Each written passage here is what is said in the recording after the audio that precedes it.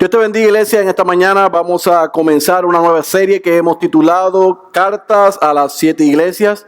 Vamos a estar basando nuestro estudio por las próximas 7 semanas en Apocalipsis capítulo 2, capítulo 3. No vamos a estudiar todo el libro de Apocalipsis, pero sí vamos a estar enfocándonos hoy en el capítulo 1 para hacer la introducción y en el capítulo 2 y 3 porque hay un mensaje y varios mensajes importantes para ti y para mí. Así que si tú eres tan amable, por favor acompáñame a Apocalipsis capítulo 1, versículo 1 al 20. Es el capítulo completo de Apocalipsis, capítulo número 1. Cuando estés ahí, dime amén. Amén. Dice la santa y la poderosa palabra de nuestro Señor Jesucristo. La revelación de Jesucristo que Dios le dio para mostrar a sus siervos las cosas que deben suceder pronto, y la dio a conocer enviándola por medio de su ángel a su siervo Juan, el cual dio testimonio de la palabra de Dios y del testimonio de Jesucristo y de todo lo que vio. Bienaventurado el que lee y los que oyen las palabras de la profecía y guardan las cosas que están escritas en ella, porque el tiempo está cerca.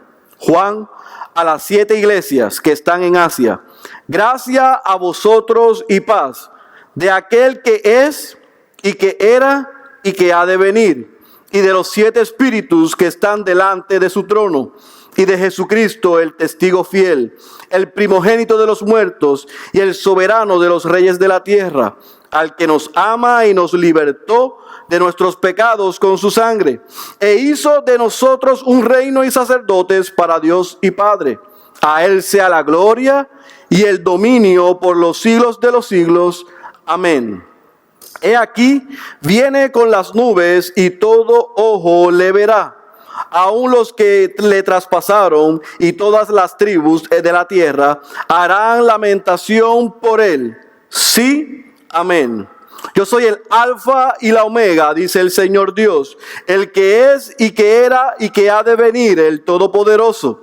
Yo, Juan, vuestro hermano y compañero en la tribulación, en el reino y en la perseverancia en Jesús, me encontraba en la isla llamada Patmos, a causa de la palabra de Dios y del testimonio de Jesús. Estaba yo en el Espíritu en el día del Señor, y oí detrás de mí una gran voz, como sonido de trompeta, que decía: escribe en un libro lo que ves y envíalo a las 7 iglesias, a Éfeso, Esmirna, Pérgamo, Tiatira, Sardis, Filadelfia y Laodicea. Y me volví para ver de quién era la voz que hablaba conmigo. Y al volverme vi 7 candelabros de oro. Y en medio de los candelabros vi a uno semejante al Hijo del Hombre, vestido con una túnica que le llegaba hasta los pies, y ceñido por el pecho con un cinto de oro. Su cabeza y sus cabellos eran blancos como la blanca lana, como la nieve, y sus ojos eran como llama de fuego, sus pies semejantes al bronce bruñido, cuando se le ha hecho refulgir el horno, y su voz como el ruido de muchas aguas. En su mano derecha tenía 7 estrellas, y de su boca salía una aguda espada de 2 filos. Su rostro como el sol cuando brilla con toda su fuerza. Cuando le vi, caí como muerto a sus pies, y él puso su mano derecha sobre mí diciendo: no temas, yo soy el primero y el último, y el que vive, y estuve muerto, y he aquí estoy vivo por los siglos de los siglos, y tengo las llaves de la muerte y del Hades. Escribe pues las cosas que has visto, y las que son, y las que han de suceder después de estas. En cuanto al misterio de las 7 estrellas que viste en mi mano derecha, y de los 7 candelabros de oro, las 7 estrellas son los ángeles de las 7 iglesias, y los 7 candelabros son las 7 iglesias. Leer el capítulo 1 del Apocalipsis sin explicación es sumamente difícil de entender. Es sumamente difícil de entender porque hay un lenguaje simbólico, figurativo, que si no lo vemos en el contexto y a la luz de lo que es Apocalipsis, nunca lo vamos a entender. Así que lo primero que yo quiero hacer en esta mañana es definir y ayudarte a entender, para despejar dudas, qué es Apocalipsis y qué significa. La palabra Apocalipsis en griego significa, o es la palabra Apocalipsis, que significa revelación, es descubrimiento. De la mejor manera que yo la puedo describir y explicar es que Apocalipsis es algo que se devela, algo que está detrás de un velo, es descorrer el velo para dejar a la vista de todos lo que había detrás. Es para dejar a vista de todos lo que había cubierto. Aunque en la Biblia hay y se utiliza la palabra Apocalipsis o Apocalipsis unas 18 veces, 12 a 15 veces son usadas en las cartas paulinas del apóstol Pablo a las iglesias. El último libro de la Biblia, el Apocalipsis, es un libro apocalíptico, de revelación, de principio a fin. Apocalipsis capítulo 1, versículo 1 nos dice que este libro es la revelación de Jesucristo dada por Dios. Es la revelación de Jesucristo dada por Dios. Ubica la autoridad donde está Dios, Jesucristo, y dada esa palabra y esa revelación al autor del libro. Y se enfoca en su regreso y su segunda venida. Es importante entender que Apocalipsis es un libro sumamente difícil de predicar. Es un libro sumamente difícil de estudiar y es un libro sumamente difícil de entender, porque incluye dos temas que son difíciles de manejar. Primero, la profecía, y segundo, la escatología. La profecía de eventos y la escatología, que es la segunda venida de Cristo, los finales de los tiempos. Hablar de esto sin la sabiduría y la revelación del Espíritu Santo va a ser sumamente difícil de entender. Por lo tanto, yo no me voy a enfocar en todo el libro. Yo me voy a enfocar en el capítulo 2 y en el capítulo 3 para ayudarles a entender el principio básico. Y es que el bien vence al mal. Esa es la promesa detrás del libro de Apocalipsis. Que Jesucristo venció y que vencerá por siempre. ¿Sabe lo que significa eso, iglesia? Que eso te debe dar paz. Apocalipsis no es un libro para que tú tengas miedo, para que tú vivas leyéndolo bajo temor. Ha habido ministerios, cientos de ministerios, gastando miles de dólares del pueblo de Dios, tratando de explicar los acontecimientos proféticos y de los últimos tiempos y de cómo será la segunda venida de Jesús. Yo no sé cómo Cristo vendrá. Yo no sé cuándo Cristo vendrá. No sé si va a pasar algunas cosas antes o después. Yo tengo mi propia opinión. Pero lo que es importante es que Cristo regresará por su iglesia.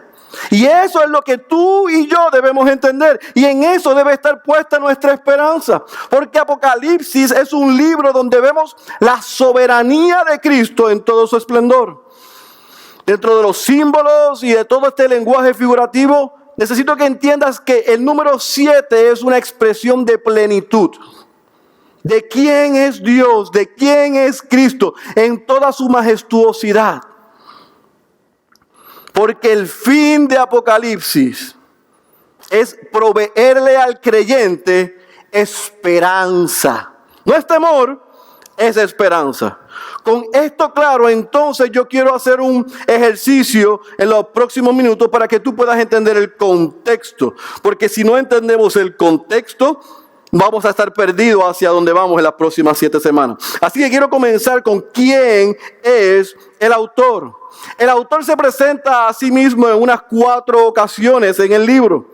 Por lo tanto, unánimemente, aunque hay algunos grupos pequeños que discrepan de esto, unánimemente se ha llegado a la conclusión que es el discípulo amado, el apóstol Juan. Juan es quien se presenta a sí mismo como el que recibe la revelación de Jesucristo dada por Dios para que Él la informe a unas iglesias, y lo vamos a ver más adelante. Hay testigos oculares, gente que vivió la época, los padres de la iglesia, los historiadores, los teólogos, apuntan a Juan. Hay algunos teólogos incluso que han llegado a la conclusión de decir, definitivamente es el apóstol Juan, porque vemos en Apocalipsis, como en el Evangelio según San Juan, como en la primera, segunda y tercera carta de Juan, que a Cristo se le señala como el Verbo, el Cordero y testigo. Así que hay mucha similitud porque en esos tres escritos, en esas tres tomas, vemos a Cristo siendo señalado como el Verbo, el Cordero y el testigo. Ahora bien, el Juan que escribe el Apocalipsis ya no es el joven que fue reclutado por Jesús como uno de sus discípulos. Ya no fue el joven que participó de la vida y fue testigo del ministerio, muerte, resurrección y ascensión de Cristo. El apóstol Juan es un anciano cuando escribe el Apocalipsis.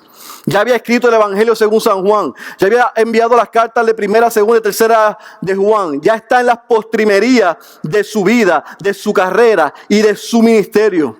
Este apóstol había visto a todos los otros discípulos morir, ser asesinados, ser mártires por la causa de Cristo. Incluso él recibió persecución, él recibió amenazas de muerte, pero todavía estaba vivo porque Cristo tenía un mensaje que dar. Dios no había terminado con el apóstol Juan. En esta época donde se escribe el Apocalipsis, el apóstol vivía en Éfeso, en lo que se conoce hoy como Turquía. Allí se había desatado una intensa persecución, pero Juan estaba predicando el evangelio, ministrando a los cristianos, visitando las ciudades, siendo de bendición a la iglesia. Y es importante que entiendas ese contexto, porque entonces de Éfeso, donde él está,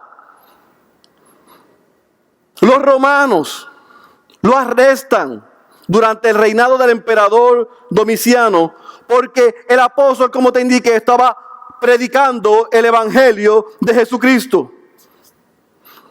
Juan estaba siendo fiel a Dios. Estaba predicando, proclamando no solamente lo que oyó, sino lo que vio y de lo que fue testigo. Y en esa persecución que se desató, arrestan los romanos al apóstol Juan y lo destierran, lo envían a la isla de Patmos. Patmos es una isla que queda al suroeste de Turquía, de Éfeso. Y esa isla es lo que nosotros, para poder entender, es equivalente a lo que era Alcatraz. Era una isla donde se enviaban los presos, los confinados. Era un lugar rocoso, solitario. Allí fue enviado el apóstol Juan por la proclamación del evangelio. Y eso es lo que yo quiero que tú entiendas. El versículo 9, él dice: me encontraba en la isla llamada Patmos a causa de la palabra de Dios y del testimonio de Jesús. Fue por la proclamación del evangelio que no solamente lo persiguieron, sino que lo arrestaron y lo enviaron a Patmos. Por su fidelidad a Cristo, por su fidelidad al evangelio. Y desde la isla de Patmos era evidente que él no podía predicarle a los cristianos y a las iglesias. Así que él recibe una revelación de el mismo Cristo para que se la envíe y ministrarle a esas iglesias. Se entiende que este libro de Apocalipsis fue escrito entre el año 92 y al 96. La mayoría entiende que fue en este periodo. Hay un grupo minúsculo que piensa que fue en el año 68, antes de la destrucción del templo de Jerusalén. Pero eso no tiene sentido porque los datos históricos no cuadran entre Pablo y Juan. Entre los sucesos hay para ubicar el escrito de Juan y su arresto y su domicilio en Patmos en el año 68. Así que entre el año 92 al año 96... no solamente el apóstol Juan es arrestado y enviado a Patmos, sino que recibe en el día del Señor, dice el versículo 10. Estaba yo en el Espíritu en el día del Señor y oí detrás de mí una gran voz como sonido de trompeta. Y usted sigue leyendo ahí hasta el versículo 19 y usted va a ver que en el día del Señor, el domingo, se encontraba el apóstol Juan orando, clamando por las iglesias, por los cristianos. Y él tiene una visión, él es transportado, es sacado de este mundo para encontrarse con nada más y nada menos que nuestro Señor Jesucristo. Y ahí en pantalla puede ver dónde estaba Patmos, dónde estaba Éfeso, dónde era la distancia donde él fue desterrado. También puede ver cómo es ahora mismo en la actualidad la isla de Patmos. Pero imagínense en aquella época. Imagínense en aquella época siendo un lugar solitario, desértico, rocoso, lleno de confinados y de presos. Y allí Dios hace algo con el apóstol Juan.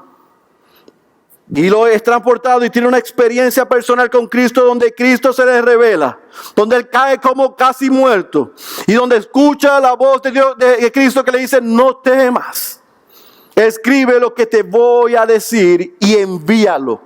La pregunta que nos tenemos que hacer: ¿a quién y por qué escribió esta carta el apóstol Juan? Es fácil, no hay que ser un teólogo para entender que es evidente que Juan escribió esta carta a las 7 iglesias del Asia Menor, como les dije ahorita, lo que se conoce como Turquía.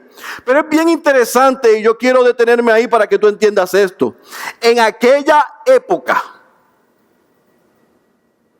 y voy a hacer referencia para refrescar la memoria, antes de que Cristo ascendiera al Padre, en Hechos capítulo 1, versículo 8, vemos que Cristo le dice a los discípulos, a los apóstoles, a los creyentes, que cuando viniera y recibieran el poder del Espíritu Santo, ellos le serían testigos en Jerusalén, en Judea, en Samaria y hasta los confines de la tierra. Pero ¿qué sucedió? Que llegó Pentecostés y los cristianos permanecieron en Jerusalén. No siguieron el imperativo, la orden dada por nuestro Señor Jesucristo. Así que en Hechos capítulo 8, versículo 1, vemos que Dios permite una persecución. Y los cristianos son esparcidos desde Jerusalén hasta donde Él dijo: Judea, Samaria y los confines de la tierra de aquella época. Así que llegan al Asia Menor y en el Asia Menor hay un movimiento hermoso, misionero y de plantación de iglesias. Hay un movimiento donde el evangelio comenzó a ser predicado a los gentiles y se iniciaron cientos de iglesias. Así que usted en pantalla puede ver el mapa de donde estaban estas 7 iglesias. Pero yo quiero que tenga esto claro. En esa región del Asia Menor no solamente estaban estas 7 iglesias, habían muchas otras iglesias proclamando el evangelio de Jesucristo. Eran iglesias fuertes y saludables. Pero vemos en Apocalipsis capítulo 2 y capítulo 3 que se nos enumera 7 iglesias porque tienen 7 características que veremos por las próximas 7 semanas que debemos estudiar, aprender y reflejarnos en ellas.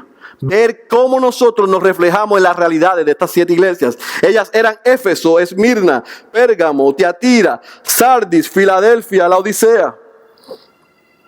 No olvide y quiero que no pierda de perspectiva lo que le dije. Se había desatado persecución a los cristianos. Y como en el tiempo de Daniel hubo algunos creyentes, algunos pastores y algunas iglesias que permanecieron firmes contra la persecución. Sin embargo, hubo otras que comenzaron a doblar sus rodillas ante la persecución, ante la presión. La persecución era tan fuerte que se entiende que hasta uno de los pastores y líderes de esa iglesia fue martirizado, asesinado por la causa de Cristo. Y cuando otros comenzaron a ver eso, dejaron y permitieron. Y comenzaron a diluir el mensaje. A cambiar el mensaje. A ponerle más importancia a lo que hacen que a lo que son. Cambiaron el hacer discípulos por hacer dinero. Sacaron a Cristo del trono y comenzaron a colocar a los hombres. Se comenzaron a enfocar en ministerios y en programas y no en vidas transformadas por la proclamación del Evangelio de Jesucristo. Y Cristo no puede ser burlado porque Él dijo que Él edificaría su iglesia. La iglesia le pertenece a Él. Él es el Señor de la iglesia.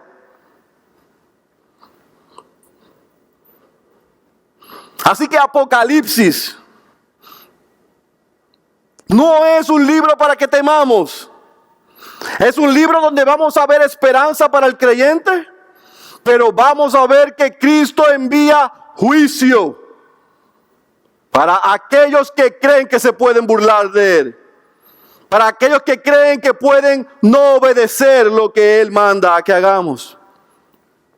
Apocalipsis no es un libro para que tú tengas miedo, pero es un libro para que no solamente tengas esperanza, sino que evalúes tu relación con Cristo.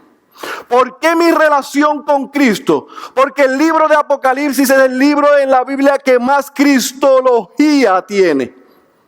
El foco de la carta es Cristo. Es una revelación de Jesucristo. Comienza con Jesucristo y termina con Jesucristo. Nos muestra al Cristo resucitado, al Cristo glorificado.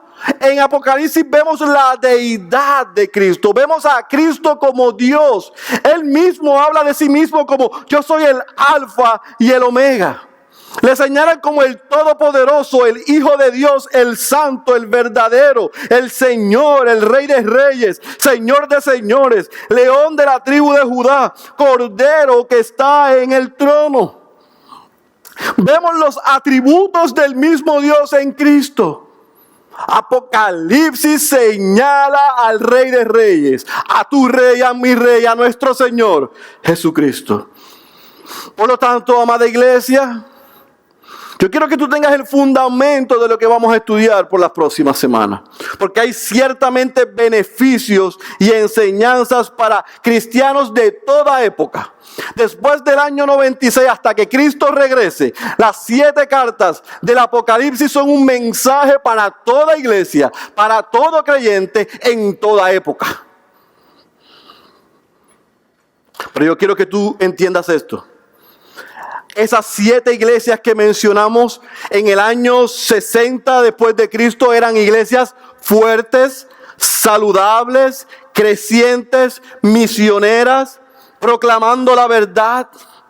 Pero cuando la persecución comenzó a llegar, lamentablemente muchos líderes, pastores, cristianos e iglesias comenzaron a claudicar en su fe. Comenzaron a doblar sus rodillas. Comenzaron a cambiar el mensaje. Y es por eso que Cristo, como dueño de la iglesia, a 5 de esas iglesias les llama la atención, las reta. Les envía una reprimenda. Les reconoce lo que están haciendo bien, pero les señala lo que están haciendo mal. A una de ellas le ruega que persevere en el sufrimiento. Y a una le dice: yo reconozco que tú, a pesar de la dificultad y la persecución y de la necesidad, no has negado mi nombre. Apocalipsis es una joya para el cristiano de hoy. Y en medio de esta serie tú vas a poder ver que, al igual que en aquella época, tú y yo estamos viviendo como iglesia y como cristianos momentos difíciles. La persecución comenzó. Ya no es algo que vemos en el otro lado del mundo, sino que aquí en América, en los Estados Unidos, en Norteamérica, la persecución contra la iglesia y contra el cristiano comenzó. Y algunos están asustados, otros están preocupados, porque esto proveerá la gran oportunidad de definir y de separar las ovejas de las cabras, de los que son, de los que no son. Pero la buena noticia es que Cristo es Cristo, Dios es Dios. Él es soberano y está en control, y el mal no vencerá.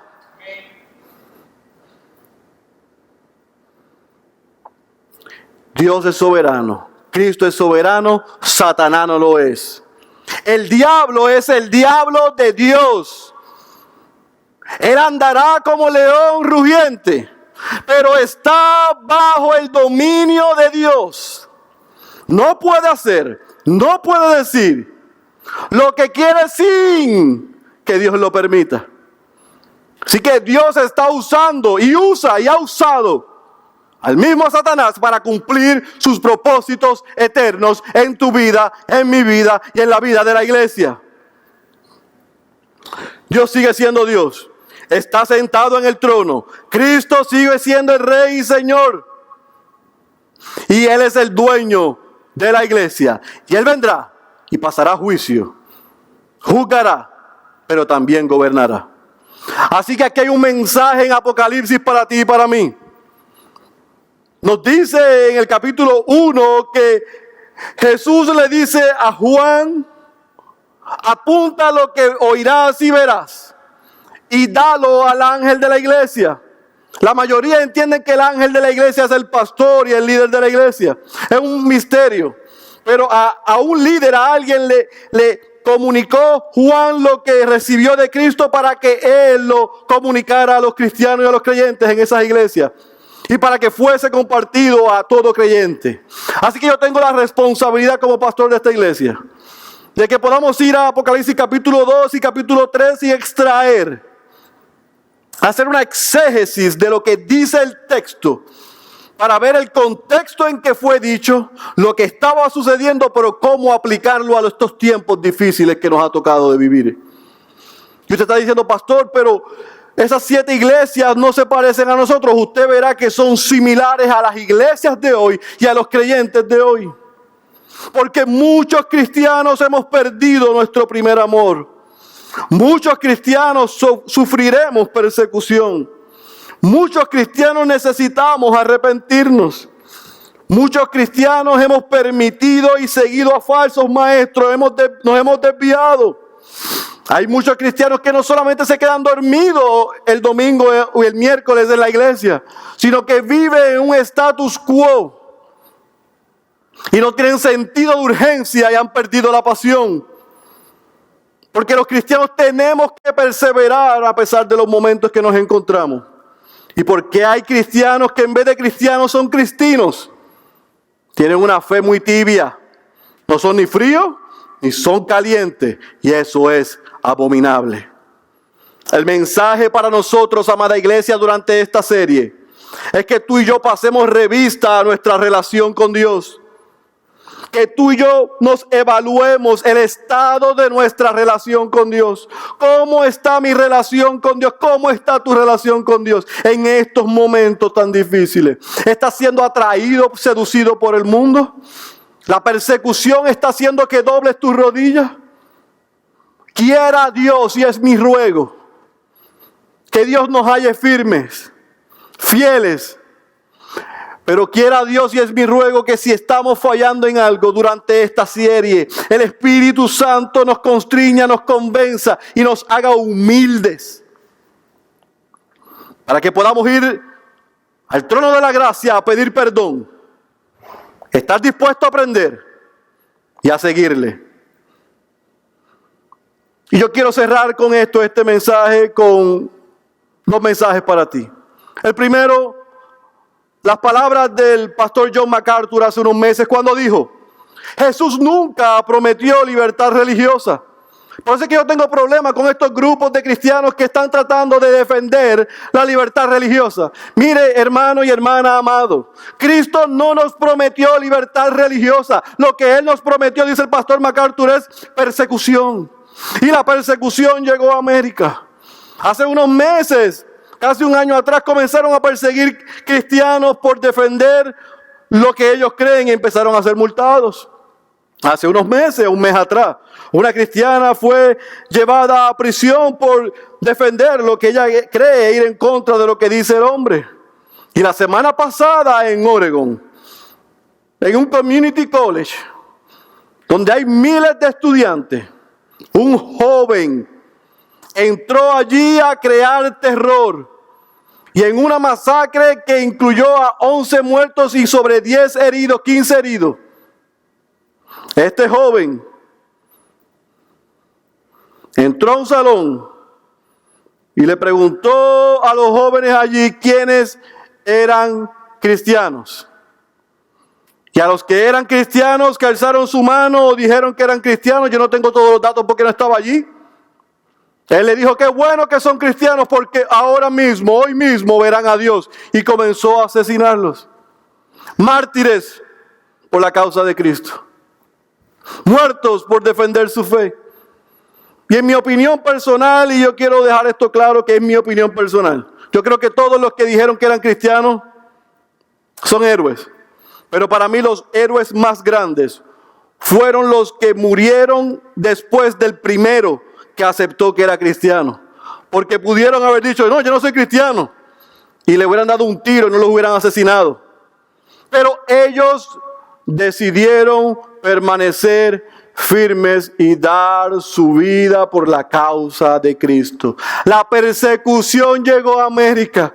La persecución llegó a Norteamérica.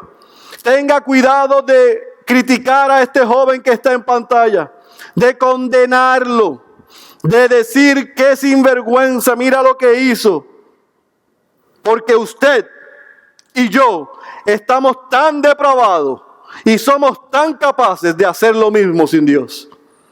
Y en vez de juzgar a este joven por lo que hizo, debemos clamar a Dios que tenga misericordia de nosotros y que guarde nuestros corazones y que su Espíritu nos ayude a mantenernos firmes en Él.